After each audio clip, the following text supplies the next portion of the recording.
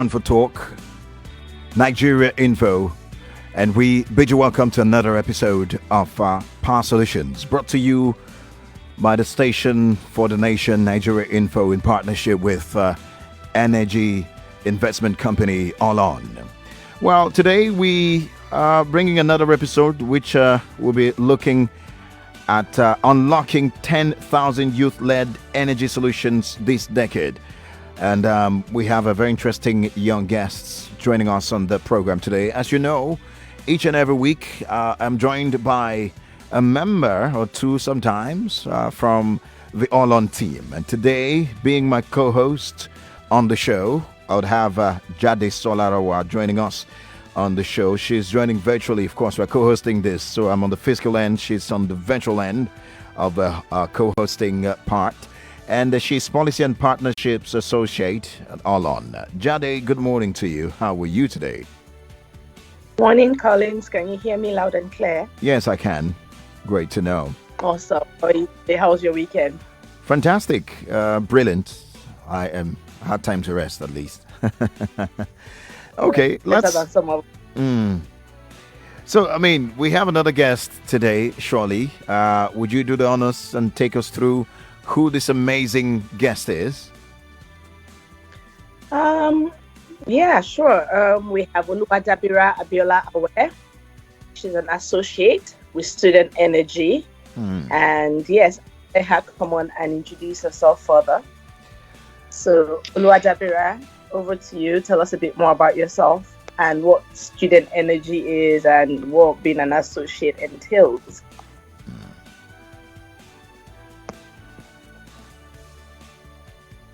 Oluwadabira, are you there? Okay. We are waiting her. I think connectivity issues. We'll get to fix that as soon as possible. But it's interesting to see young people, take seriously the renewable energy sector. And for the past couple of years that we have been on this program, we've seen the interest increase from people just saying, what are they doing? The government, what are they doing? To coming up with innovations that would power their communities, power their lives, as it were, generally. And I think this is very interesting. And I want to believe that Oluwadabira Abiola-Awe is one of such young people in this space, and that's quite inspiring. I wish that the powerful population, the large number of people we have as youths in this country, imagine if the 160 million youths that we have were indeed half of that number are involved in the renewable energy sector, because that's one of our biggest problems, power, right? Imagine if we had more youths with their energy, with their brains, with their innovative ideas coming more into the renewable energy sector space. I'm sure we by the shortest time possible would solve all of Nigeria's power problems. All right, Oluwadabira is joining us back. Hi, how are you? Finally, we have you join us. We before you came on board, we talked a bit about you, and Jade asked the question of you telling us a bit about your background and what it entails to be an associate of Student Energy. Hi, thank you so much for having me on the program today. It's very exciting, very great to be on this platform. Yeah. Hi, Jadi. Hi, Collins. Okay, so I am an associate at Student Energy, and essentially, what I do at Student Energy is to support youth, work with youth to accelerate the transition to a sustainable energy future. And I've always been in the energy sector for as long as I've had my career. Okay. I have a background in chemical engineering. I graduated in 2018. Got my first job with one of the foremost clean cooking organizations in West Africa. Right. While I was growing up, of course, the energy access issue, growing up in Lagos, Nigeria, it wasn't too far away from me. And so that's why I got into energy. So right now I'm an associate at Student Energy and working to make impact in this sector. Interesting. Now, so you're talking about student energy now. Could you tell us what this student energy is all about? Is it a youth program or a full-fledged organization? Right, so that's a very interesting question because Student Energy started as a program. It started as a biannual student-led conference that was held in different cities per time. And then the aim of that program was to bring students together to have a non-polarized discussion around energy and the future of energy. And then they realized that there was a real gap to be filled there. And then students kept on asking about a conference. They wanted to get more involved. They wanted more programs that could engage them meaningfully. And so eventually we became a full-fledged organization that has existed for the last 12 years, engaging youth with different initiatives and programs that, help them to really contribute. Interesting.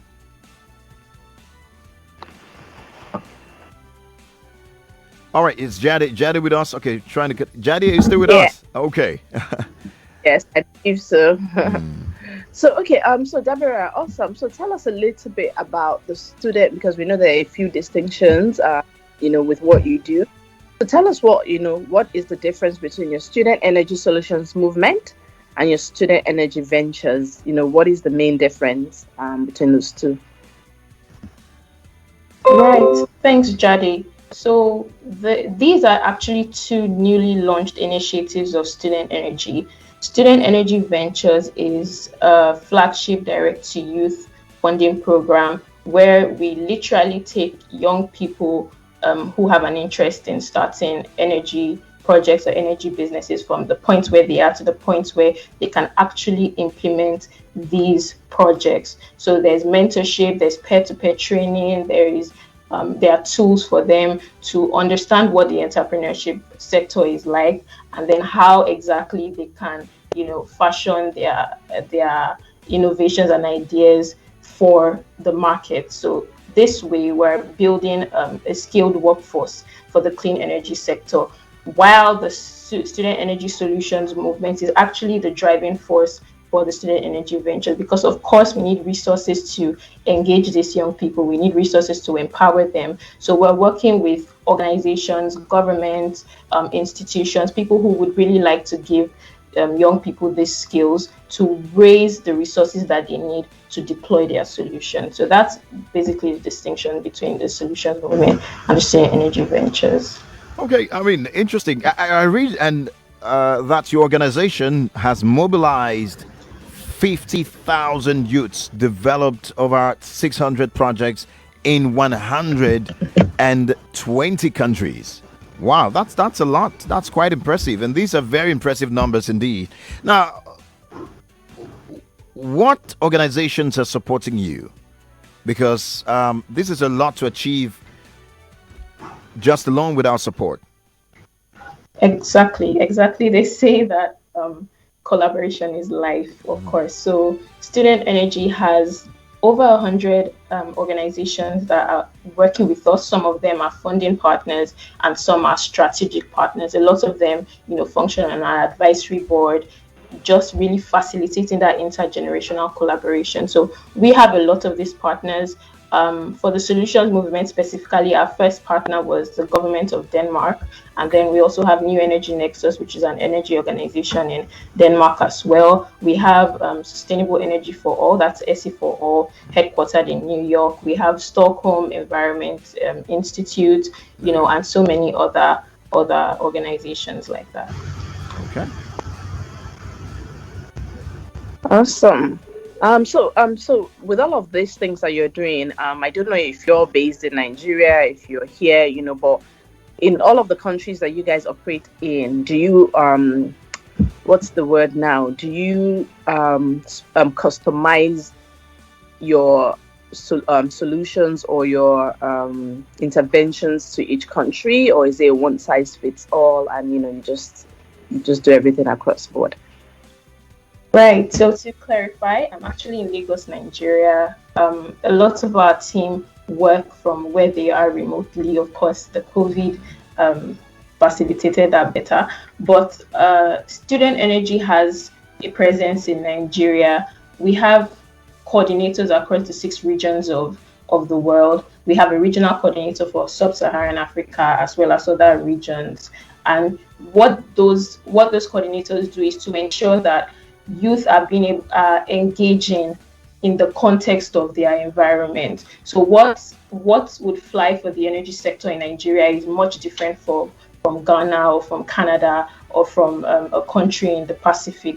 So what they do is to make sure that youth are being mobilized and educated enough to solve the problem within the context of their communities and of their cities. So that's exactly what student energy is doing, empowering young people to look at their environment and think creatively on how to solve issues within their local energy systems. Interesting. Awesome. Tackling climate change is the biggest challenge of our time. And how is the student energy addressing this?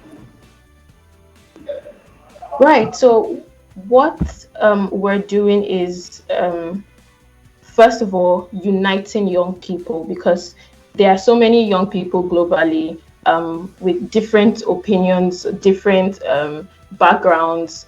And what we're doing is bringing them together to be able to have these conversations, understand what a student or a young person in Zimbabwe thinks about the future of energy, and talks to someone, in South Korea or in Japan. So we're uniting them, then we're mobilizing them, then we're empowering them with the trainings, the programs, the initiatives that we have, helping them to understand the systems map, helping them to understand the energy environment, what the future holds. And then we're engaging them, making sure that their voices are at the forefront of the energy transition, giving them spaces in decision making so that they can contribute to that future that we're building for energy.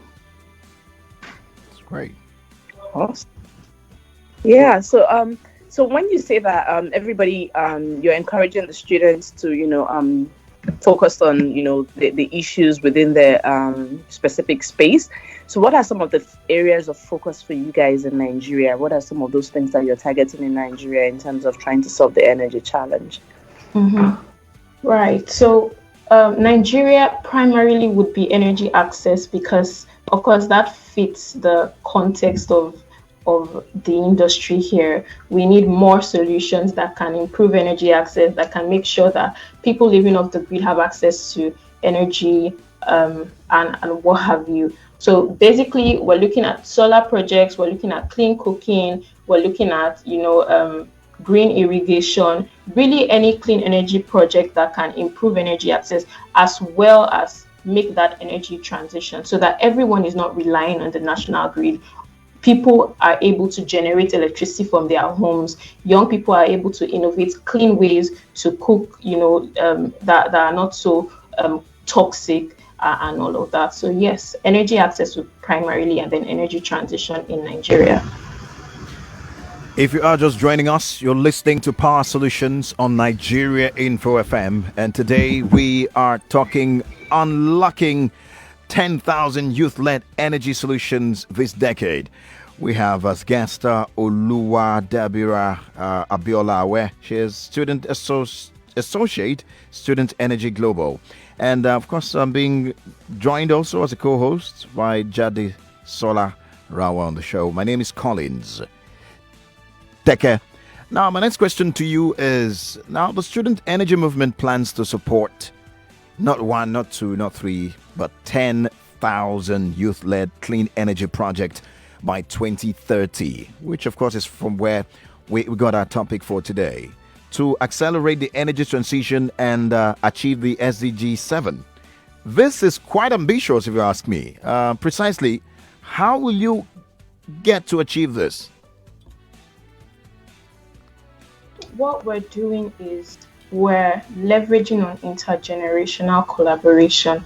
Of course, young people have ideas, they have innovations, they know what projects they want to do, they know how they want to contribute to their energy systems. And then we also have those who have gone ahead, those who are very established in the sector, those who have the power and the resources. And we're bringing this to combining it to working with them to ensure that young people are given those resources that they need, are given, spaces in decision-making places, are able to make the influence that they can. That's why we are fundraising with other organizations. Yes, so that's exactly what we're doing. We're working together with those who are established in the space to drive these projects by 2030. Awesome. So I mean, you keep talking about young people.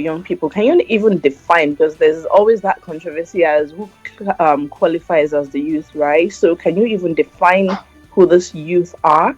Can you define what age bracket that they fall into to be qualified as youth within your space? And where do you even get the people that you recruit from? Do you do active campaigns in universities, technical colleges, places like that? So tell us a bit more about how you go about that. Mm-hmm. Right. So the age bracket that we use at Student Energy is actually from 18 years to 30 years, because we feel like, or we believe that this is the age bracket where people are starting to take an interest. Young people really want to, make that contribution at that age. Someone said that if you get someone below the age of 25, below the age of 30, whatever they like or whatever their interests are at that age, most likely that's what it's going to be like for the rest of their life. So that's why we take that bracket 18 to 30. And then we have... Doesn't qualify then, Collins. No. What age did she mention? Did she say what? She said 18 to 30, Collins. 18 to 30. Well, I'm about 3 years ahead of that, but it's not too much. So you're saying, go ahead. I missed on that. Right. So we also have, we work with, we have chapters which are like student-led post-secondary hubs. That's in different universities. We actually have one in University of Ibadan, Futo as well. So it's here that students get to express interest. They get into, the hubs. They collaborate with others, and some of them have gone ahead and graduated from the university. That's where we have alumni who are now working in industry but are still part of Student Energy. So essentially, that's how we get the young people. All right, we're streaming live on Facebook. I just got a message from Ihiani Ogbusunu. He's sending a message. It said, Collins, good morning to you. How can I join, please? Which brings me to the next question to you. It is for those who are listening right now and they want to get involved, how can they be a part of this? Amazing. So, like I said, we have different ecosystem programs at Student Energy. There's the chapters for those who are in university. There's the Leaders Program for young people who want to start their first energy project. There's the Global Youth Energy Outlook to ensure that young people are having their voices, in decision, in policy and all of that. So just go to any of our social media handles, Student Energy Global for Instagram, Student Energy on LinkedIn and Twitter, and then you can also visit our website www.studentenergy.org. Once you get there, it's pretty easy. Just navigate, explore, and click on what interests you. You will probably find an expression of interest form or where to sign up, and go ahead and do that and get involved. All right, straightforward. Excellent. So I think one other question that I have is, so with all of these things, right? I mean, how do you guys fit what you do into the bigger issue of climate change, right? So we all know that, part of, the whole thing with clean energy and all of that, is because, we're also trying to look at the bigger picture of climate change and the issues with the global disruption to climate. So how do you feel that nexus, and how much support do you have in the international community to make sure that the work that you're doing also feeds into the narrative of how, you're trying to tackle that challenge? Thank you, Jadi. It's actually amazing how much people want to support youth right now. And then for the UN, SE4, this is the last decade of action. So essentially we have like 9 years before the 2030 goals. So this means that everyone must be included in the energy transition. Everyone must be included in achieving those goals. So a lot of people are very interested in working with young people, and then a lot of young people also want to contribute to achieving these goals. So filling that gap is by the trainings that we do, is by the tools that we provide. We actually have a special program called Space for Youth, where young people get to join advisory boards on organizations, energy organizations, governments, and just really have their voices heard on what exactly they would like the future of energy to be. Because if we're talking 2030, if we're talking 2050, whoever the leaders are going to be at that time are probably young people within this age bracket right now. So that's exactly the narrative that we're pushing out. That's what we're projecting. And then we realize that we have a lot of support from, leaders of governments, from leaders of organizations. And yes, really, that's just combining the wisdom of them and then the innovation and the energy of the young people to achieve these goals globally. Interesting. Excellent. Awesome.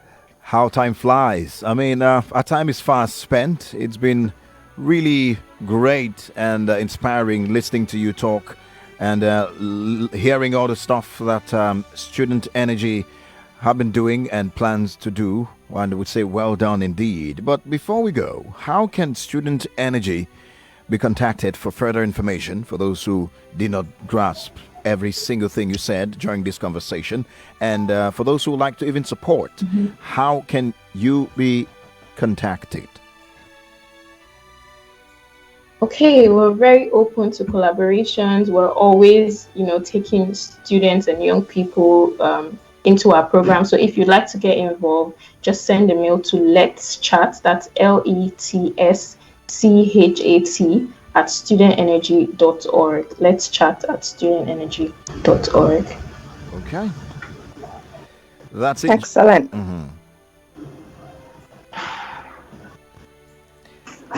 Well, Jade, we've come to the end of today's episode. It was a bit weird doing this virtually. Usually you used to be by my side here, but it's okay. And,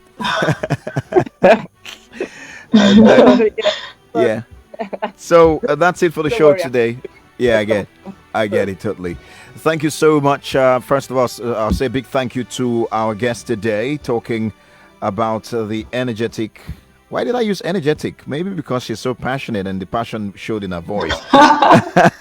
Thank you so much, Oluwadabira Abiola-Awe, for speaking with us today on Power Solutions. And thank you, Jade, one more time for co-anchoring this moment on radio. Until next week. Absolutely. Yep. Until next week, Nigeria. Thanks for being a part of this. My name is Collins. Cheers. Teke. Cheers.